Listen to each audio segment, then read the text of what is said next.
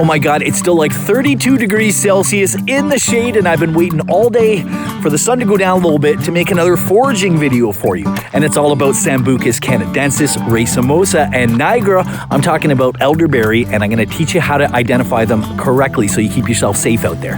Hey, my name's Steve, and I'm a forager and outdoor educator by trade and a massive nature nerd. Haha, that's me. That's where we're going. And I've taught safe and reliable foraging skills and plant and mushroom identification skills to thousands of students over the years. And now that I have this new YouTube channel, I'm making a little companion video series to complement some of the courses I teach. Yikes. And I'm also an outdoors writer. I've written articles about wild foods and wild mushrooms and foraging for many publications. Foraged wild foods are among the healthiest foods you can eat. End of story. And it's worth noting, I also live right in the middle of the woods, and wild and foraged foods make up a huge part of my diet. So I don't just teach this stuff, I actually live it. What I've tried to do is condense that all down into a thing that I wish I had when I started. So without further ado, let's get into it. And today we're going to be taking a close-up look at the elderberry shrub for identification purposes. And you can see behind me, I've got some elderberry shrubs growing right here on the property. I do grow and tend a few. It's an act of stewardship as much as it is a convenience for me. It allows me to not hit the native wild ones as hard, and also it's just a lot easier to access, and I can protect them from birds and critters that love elderberries. A lot of times you go out foraging for them in the wild, and all the berries are gone or all the flowers have been picked over, so I have better control of these trees, but I want to let you know that this is actually a native species. This is Sambucus canadensis. This is one of our two native Eastern North American species. And even though I'm growing them, all the same anatomical features that I'm about to teach you would apply to native wild elderberry that you're going to find out in nature somewhere in your neck of the woods. I just wanted to make sure that's super clear. These aren't any different than the ones you're going to find in the wild. And I've got some hella mosquito bites on my face from working in my garden last night. Enjoy that, okay? Now, I've changed the camera angle so that there's just one elderberry shrub in the frame for you so that we can discuss some key identifying features of this plant that might help you find it from far away, okay? Because you might be coming to a new area, you don't even know if there's elderberry there or not. These are some features that you could really key in on from a distance to find elderberry in the first place. So, first of all, it has these sort of arching branches that sort of create a broad, rounded, sprawling crown, and it does have that round shape in a healthy plant. I've seen this over and over again. Now, this time of year, when the plant is flowering, those giant white flowers are going to call out to you and tell you, hey, maybe there's some elderberry over there. It's worth noting, too, that this is a deciduous shrub, meaning that all those leaves, and you know this leaf type, they fall off in the fall and it comes back the next year. So the fact that it's a deciduous shrub can go a long way to helping you to identify it.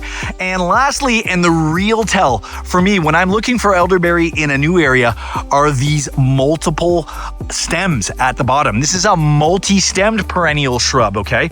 So if you have all of those other features or some of them and you see all these multi-stems, and that has to do with one of the ways that elderberry spreads and reproduces in wild places, but I'm not going to get into that now. Look for those multi-stems along with some of that other stuff and you might have elderberry. And lastly, I should mention its overall size. They're usually, 2 to 4 meters across and maybe 1 to 4 meters high. If you're down in the eastern United States, think of that as being, 8 feet across, 12 feet high at maximum for native species. Now, if you see something that has all these features and it's a whole lot bigger, like maybe up to 20 feet tall, if memory serves, that's probably an introduced non-native variety, one that was brought over by European settlers called Sambucus nigra. And it's exactly the same anatomically, or almost exactly the same in a lot of other ways, but those suckers get way, way bigger. If you're looking at a native elderberry species, you're never going to see it much more than 12 feet tall. Now let's move in and have a closer look because there's a lot of other key identifying features I want to discuss with you. And let's start with its bark and its branches. On this plant, you're always going to see this opposite branching pattern. It's very strict. It always does this when there's two. They're going to be right across from each other in that sort of Y-shaped pattern whenever there's two branches emerging. And have a look, that opposite branching arrangement is going to continue all the way up each branch. Whatever it makes two, they're going to be right across from each other, just like this. Now let's talk about the bark itself. We'll have a closer look. It can present itself as kind of a yellowish brown, but most of the specimens I've ever seen are this sort of grayish brown color, so don't let the color throw you off if it's anything different than this. The young stems are quite smooth, but mature branches like this one become sort of furrowed and rough and covered in these prominent little bumpy warts. Those are actually called lenticles. So I'm going to zoom in, give you a closer look, but if you start seeing those funny little warts on the bark, that's a really good sign you've got elderberry. Now quickly, let's talk about the branches and twigs themselves, and I'm going to pull off an old one, a dead one, that's not producing anything so that I can demonstrate the point for you.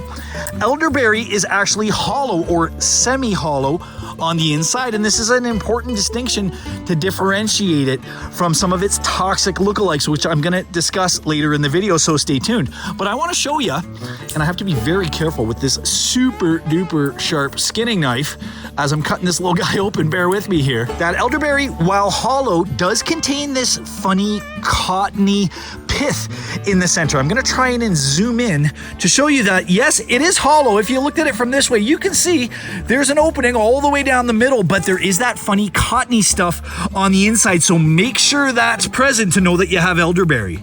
All right, now let's move on to the foliage or the leaves of an elderberry shrub, because there's a lot of key identifying features in here that are really going to help you be sure that you're looking at elderberry.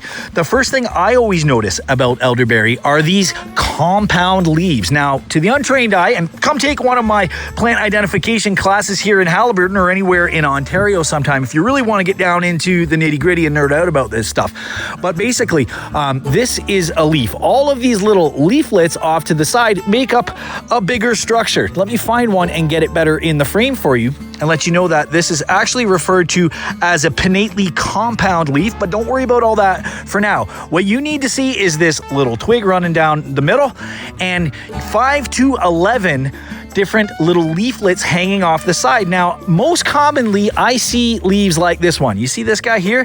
That has 7 different leaflets off of that compound, pinnately compound leaf, okay? 7 is what you're gonna see most of the time, but it can be anywhere from 5 to 11, and they're always arranged in that shape. And lastly, before I forget, notice that each leaflet is growing directly opposite the other one. They're right across from each other. And no matter how many leaflets a particular compound leaf has on it on that elderberry bush, you're always going to see them in this opposite arrangement. Now let's have a closer look at the shape of the leaves themselves, because there is some variance here and new foragers can be confused by the fact that there's 2 different leaf shapes on the same plant. I know it can be confusing, but let me explain it. It's very common. So the most common leaf type I see on elderberry is like this one. This is what we would call a lanceolate shape. It's very long and slender with that point at the end. It looks a little bit like a lance. I'm not going to go into any more detail than that. Right beside it, growing right there, is a completely different shape, a very different shape if you look at it closely. This is what we might refer to as a elliptic ovate shape. It's a little broader in the center. It still has that point, and it still sort of does start from a sharper place, but it kind of gets fatter as it goes. And they are growing right next to each other. I understand that can be confusing, but know that it's very common, and you're going to see this on pretty much every elderberry shrub you run into. And before I forget, the leaves typically range from 5 to 15 centimeters. I don't know what that is in inches. You'll have to figure it out if you're down south, all right? And now let's zoom in and have an even closer look at these leaves, and specifically the margin or edges of these leaves. This is what we call a serrated margin, and very typical of elderberry. Every single elderberry leaf you ever see is going to have that serrated margin or edge, okay? Specifically, this is called a sharply or finely serrate or sawtoothed margin, and that goes all the way from the tip of the leaf down to the base. It'll stop somewhere, I don't know, maybe a centimeter or so from where it actually meets the base, but you're going to see that all the way along those leaves. Let me zoom in and show you really, really close. See what I'm talking about?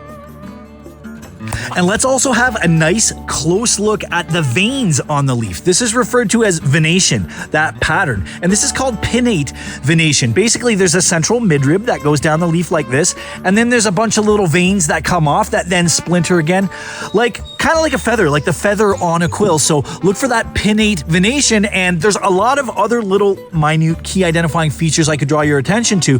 But for the purposes of this beginner identification video, I think you have tons of information about the leaf already. The last thing I would draw your attention to is the main leaf stem, the petiole. Hold on, I tried to get another angle for you to show you that groove on this petiole. Let me try and zoom in to show you there's like a little channel there. It's a little groove. It feels like a little rib.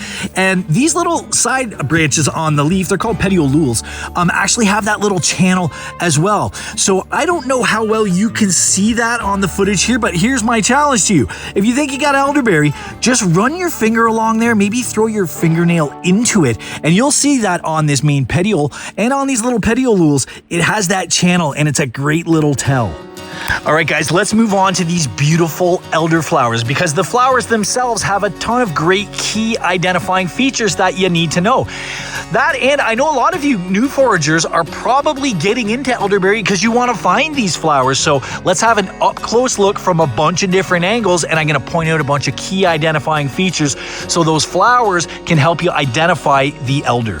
And let's start off with this angle, because this is the first thing I always notice about elder flowers. Look at how flat that cluster is. That's a key identifying feature right there.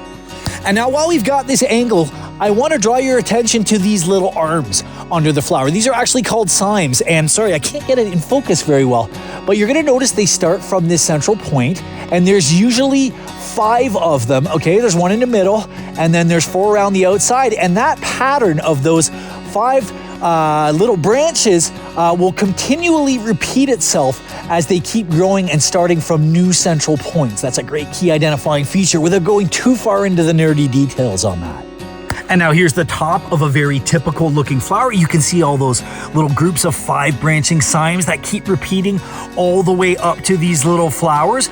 But I should first let you know that there's a great variance in the size of the flowers. This one here, I'm going to estimate as well, it's well over 10 centimeters. They can be anywhere from, I would say, 5 to 25 centimeters. These things can get really, really huge. This would be a medium-ish small one. So let's make that clear. Now, there's a lot of tiny little micro features on each one of these flowers that my camera just isn't going to be able to show you. I'm going to try and zoom in as much as possible to show you that the main thing you need to look at is those 5 beautiful white petals. They're always arranged in groups of 5, and every single one of those little flowers has 5 petals. Now, there's a whole bunch of other really fine little nerdy details that I'd love to go over with you, but if I can't show them to you, I'm not going to bother. I think you have enough information as a whole to be able to identify this plant and these flowers. But here's what I want to tell you about the flower. It's a perfect flower. It has both male and female parts, and it pollinates itself to make those berries.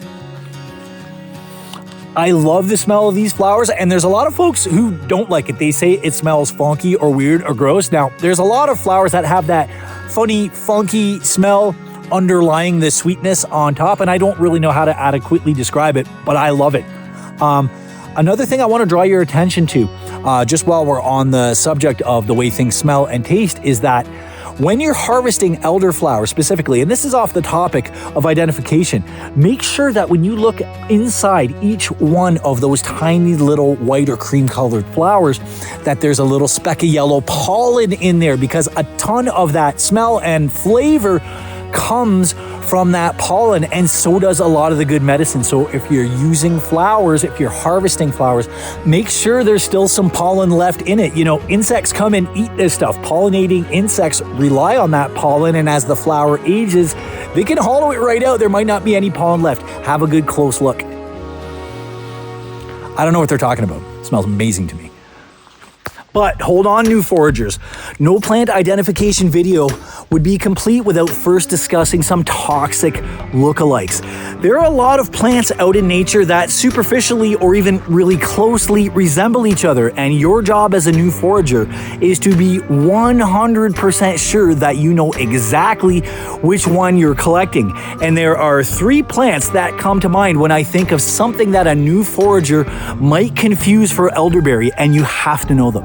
So 2 of these plants that you have to familiarize yourself with are native plants. They're endemic to eastern North America, and one is a highly invasive toxic plant. Let's start with the natives because native plants are just better, even if they can kill you. I'm talking about water hemlock and I'm talking about pokeweed. Now, I can't do identification videos inside this identification video for those other plants, but your responsibility as a new forager is to go look up those 2 plants, learn everything you can about them. And the 3rd plant I gotta draw your attention to is giant hogweed. It's a massive plant in maturity. It's massively invasive. It superficially kind of resembles elderberry. I have heard, to me, they don't look anything alike other than maybe, superficially the flower, but that's on you. That's homework that you have to do. Make sure that you're actually harvesting elderberry and go check out that giant hogweed, go check out spotted water hemlock, and go check out pokeweed. All right, new foragers and plant people, I think you know everything you need to be able to accurately identify plants in the Sambucus genus that we talked about, Sambucus canadensis, Sambucus racemosa. Those are our 2 native varieties, or Sambucus nigra, which is introduced from Europe. All very, very similar. In fact, so similar that under some taxonomic classification, they're actually considered to be the exact same plant, but that's maybe a subject for a different video. And speaking of whole separate videos, subscribe and stay tuned because when I do have berries on the plant, I'm going to be making a whole separate elderberry focused video about its medicinal and culinary use. So again, subscribe and stay tuned. That video is going to feature a guest herbalist who has years of experience using elderberry. This little video here was an identification video. I want to make sure you're safe out there if you're going to go and harvest it. But what you really need to know about elderberry is how useful it is, how healthful it is, how good it is for us, all the benefits it contains, all the different ways we can use it and consume it. So stay tuned for that. Subscribe, hit the bell icon for notifications, chuck a thumbs up on here if you did learn something new and you did enjoy the video, and I'll catch you next week. Cheers.